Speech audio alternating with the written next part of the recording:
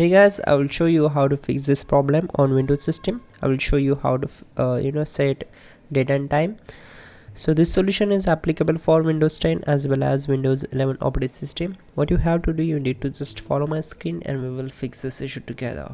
In the first step, right click on the start icon and click on settings. You can also directly go to search bar and type your set date and time. So you can click on change the date and time.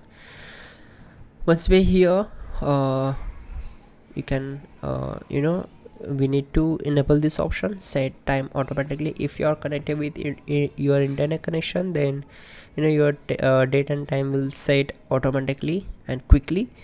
And you can also enable this option, adjust your for daylight saving time automatically. And in the time zone, we need to select as per our zone.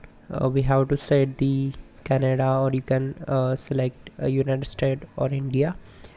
Once done, enable this option, set time zone automatically.